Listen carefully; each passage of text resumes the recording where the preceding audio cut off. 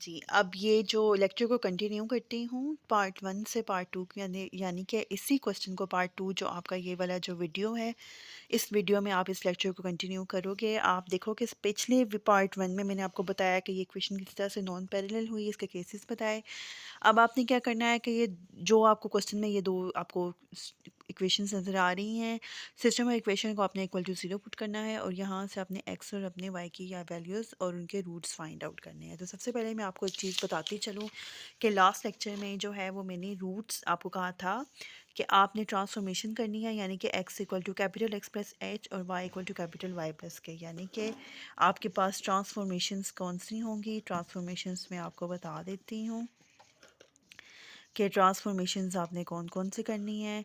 x equal to capital X plus H होगी, एक तो ये ट्रांसफॉर्मेशन होगी, और एक आपके पास y equal to capital y plus K होगी। आपने रूट्स फाइंड आउट करने हैं। तो रूट्स फाइंड आउट करने के लिए इस इक्वेशन के इसकी डिटेल में मैं नहीं जा रही, बिकॉज आपको रूट्स फाइंड आउट करने के आपको डिफरेंट मेथड्स जो हैं वो प्रीवियस आपका जो नॉलेज है मैट्रिक लेवल का एफएससी लेवल का, आपको पता है कि रूट्स किस तरह से फाइंड आउट करते हैं। और क्लास में भी मैं आपको लेक्चर के दौरान बता चुकी हूँ कि सब्स्टिट्यूशन मेथड होता है, कंपैरिजन मेथड होता है, और पॉइंट ऑफ इंटरसेक्शन होता है, या सब्ट्रैक्टिंग वटेवर जो भी मेथड्स हैं आपको कन्वीनियंट लगते हैं, आप उनसे इनके रूट्स फाइंड आउट कर सकते हैं।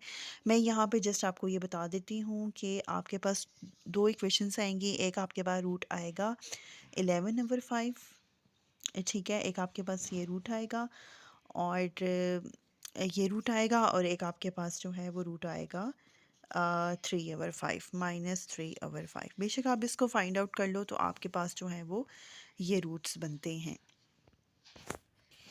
हाँ जी, अब ये आपके पास जो रूट्स आए हैं, आपने क्या करना है कि जो ये स्टेटमेंट लिखी हुई है ना, x equal to capital X plus H और y equal to Y plus K, आपने h x के साथ आपने h और y के साथ k, ये वाले रूट्स आपने इसमें लिखने हैं। लिखने के बाद आपने क्या करना है, यानी कि ये जो आपके पास 2 स्टेटमेंट्स हैं इसमें आपने इसके रूट्स लिखने हैं। यानी कि आपके पास जो है वो कैपिटल x प्लस जो है वो आ जाएगा माइनस, यहाँ पे आप लिखोगे -3/5, और यहाँ पे आपके पास क्या रूट आ जाएगा k, यानी कि y के साथ ये आपके पास आ जाएगा -11/5। ठीक है, तो ये वाले रूट्स आएंगे। अब आपने इसको डिफ्रेंशिएट करना है। इसको डिफ्रेंशिएट करोगे तो ये आपके सामने आ जाएगा dx equal to capital dx। इस वाली इक्वेशन को आप डिफरेंशिएट करोगे तो ये आपके सामने आ जाएगा dy equal to D capital y।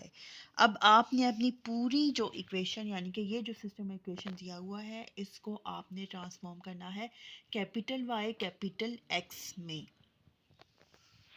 जो मैं आपको यहाँ पे बताने लगी हूँ। अब देखो कि ये आपके सामने जो है वो क्वेश्चन दिया हुआ था, क्लियरली आपको मेंशन है।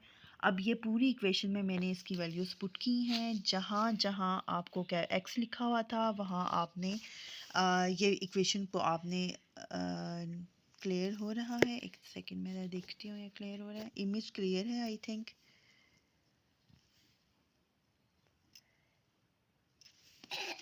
या मैं आपको यहाँ पर मेंशन कर देती हूँ, अगर ये इमेज क्लियर नहीं होता मैं आपको मेंशन कर देती हूँ। आप देखो कि ये जो इक्वेशंस आपको लिखी हैं, आपने यहाँ से कैपिटल X और कैपिटल Y की वैल्यूज़ फाइंड आउट करनी है, जो मैंने ये लिखी हैं। फाइंड आउट करने के बाद आपने क्या करना है कि अपनी पूरी इक्वेशन में वो वैल्यूज़ पुट करनी है। आपने इसको साइमल्टेनियसली सॉल्व किया। सॉल्व करने के बाद ये इक्वेशन जो है वो इस फॉर्म में आपके सामने आएगी, जो एक होमोजीनियस इक्वेशन है। आपने फिर क्या करना है, इस कैपिटल DY, यानी कि ये इक्वेशन जो है वो इसमें ट्रांसफॉर्म हो जाएगी dy/dx which is equal to जो भी आपकी जो स्टेटमेंट आएगी, आप इसको खुद से सॉल्व करेंगे ना तो आपको ज़्यादा अच्छे तरीके से जो है वो क्वेश्चन जो है वो आपको समझ आ जाएगा। ठीक है, ये पूरी इक्वेशन जो है वो कैपिटल में चेंज हो जाएगी। अब ये इक्वेशन जो है ये होमोजीनियस बन चुकी है। और होमोजीनियस का क्या क्राइटेरिया था, क्या हम इसमें सब्स्टिट्यूशंस करते थे या हम इसमें ट्रांसफॉर्मेशंस लगाते थे, वो थी y equal to V X. आप इसको ऐसे करते थे कि y equal to V X. अब आपने ये इक्वेशन जो है इसको कैपिटल फॉर्म में लिखना है, यानी कि अब ये पूरी इक्वेशन कैपिटल फॉर्म में चेंज हो गई है, क्योंकि ये जो चीज़ हमें दी हुई थी ना, ये कैपिटल दी हुई थी। सॉरी मैंने इसको अगर स्मॉल में लिख दिया, लेकिन ये चीज़ कैपिटल में थी। ऑलरेडी मैं आपको इस क्वेश्चन में मेंशन कर चुकी हूँ।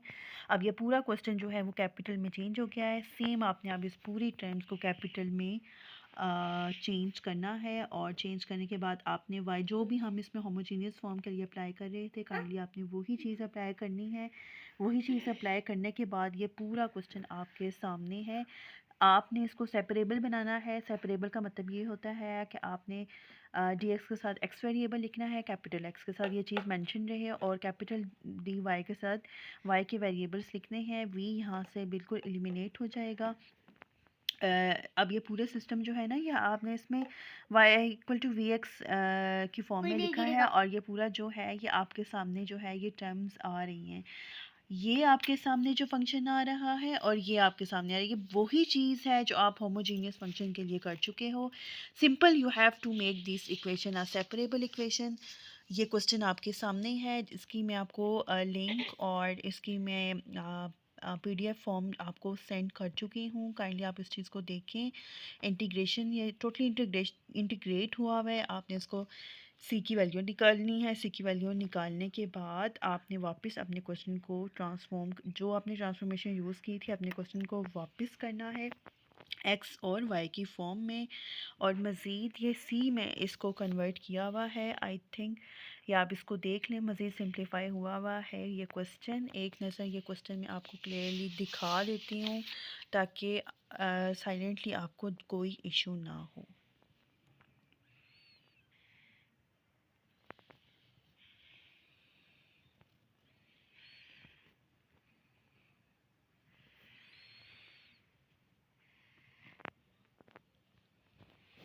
मम्मा चौथे कलर फैमिली कराई है।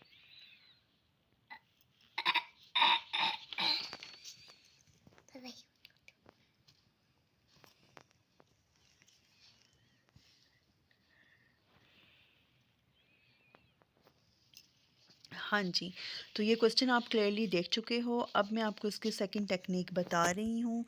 सेकंड टेक्निक में ये मैंने एक और क्वेश्चन पे किया है, D Y upon D X which is equal to Y minus X plus one और Y minus X plus Y. Same आपने इस क्वेश्चन को चेक करना है कि ये केस 1 है या केस 2 है।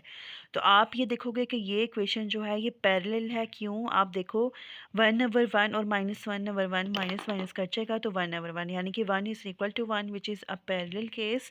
तो इसके लिए ये वाली ट्रांसफॉर्मेशन लगाते हैं, z equal to Y minus X. आपने क्या करना है कि सिंपल इस z इक्वल टू डी, आपने इस इक्वेशन को जो है वो डिफ्रेंशिएट करना है respect to the variable x।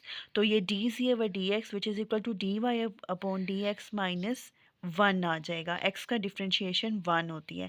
आपने इस पूरे इक्वेशन को, यानी कि इस पूरी इक्वेशन को चेंज करना है z में, यानी कि z equal to Y minus X transformation करनी है। तो D Y upon D X की जगह आप लिखोगे D C over D X plus 1। ये आपके सामने ये पूरी की टर्म जो है वो क्वेश्चन पूरा का पूरा चेंज हो जाएगा।